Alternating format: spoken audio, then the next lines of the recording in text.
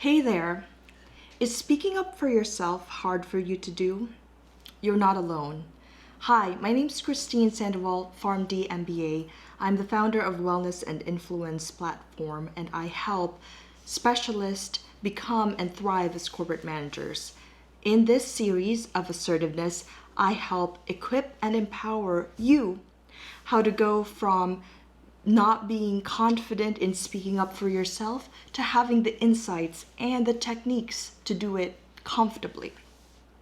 Today's video, we explore the 3 reasons why it may be hard for you to speak up for yourself. Reason number 1, you're afraid that it won't matter. If others are going to do what they want to do anyway, why would you even try? I hear you.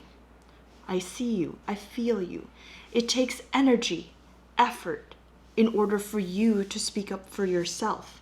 And if others are not going to listen anyway, if others are going to do what they are already thinking of doing, why would it even matter? Well, it matters because you want to tell yourself that your voice matters. When you speak up, you're telling yourself, hey, I hear you. I see you.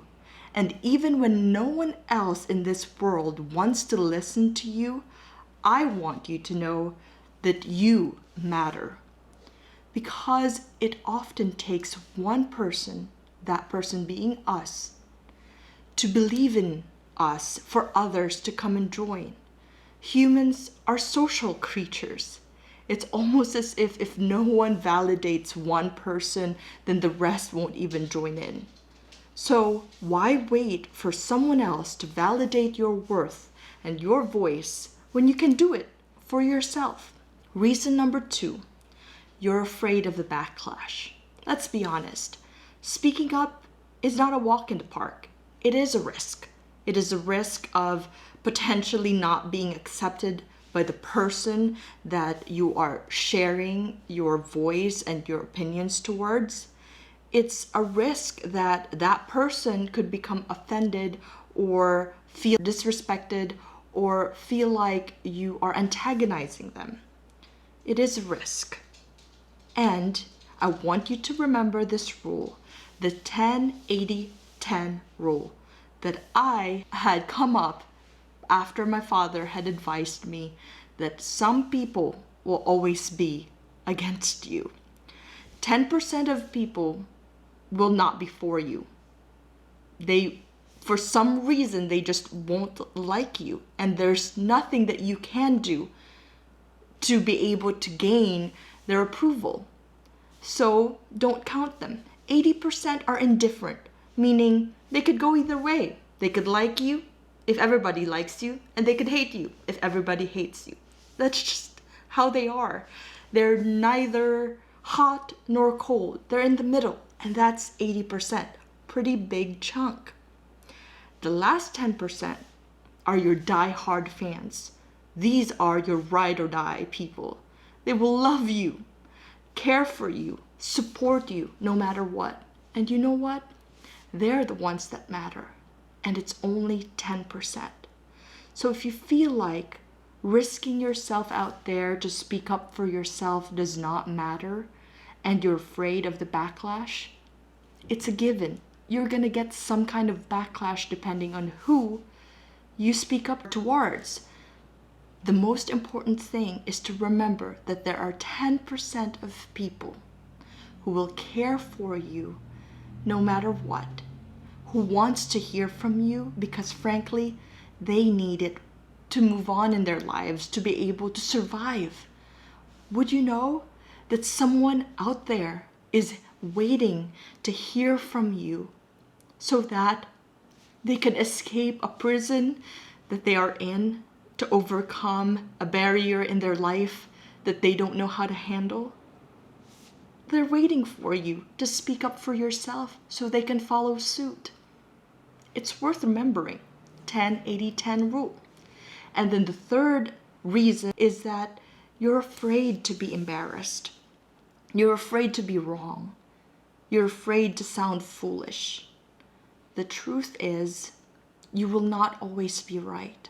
I know it's hard for a lot of us to accept that we may be wrong, that there will be a lot of times that we'll be wrong. And it's good to remember that when we're not right, when we're wrong, it is an opportunity to grow. That means you've put yourself out of your comfort zone. You've tried and tested, and it turns out to be not right. That answer is a good thing because it's a gift. It's a feedback for you. You trying to speak up your mind, even when it's wrong, is the only way that you grow. Because imagine when you only say things when you know you're guaranteed to be right, you're probably not going to say a lot of things at all. And you're not going to push the boundaries. And you will stay stuck. Because when you're not growing, you are declining. And when you're declining, soon enough, you will die while still breathing. You will just exist, but you're not truly alive. So know that you are not alone. It is not unusual for somebody like yourself, like myself, to find it hard to speak up. And as I am in the opposite side now, I guarantee you that one day you'll look back and you'll say, I am so glad that I still took the risk and continued to practice to speak up for myself, because now I have created a life that I love, that I live life on my terms, and I'm not living life because someone else told me to do it the way they are doing it. You are important. Your life is important. And when you speak up, you give value to your uniqueness. You give value to your worth. And so I want to urge you to take the 3-day challenge of speaking out for yourself so you can practice. It's going to be linked in the description below and also in the comments below.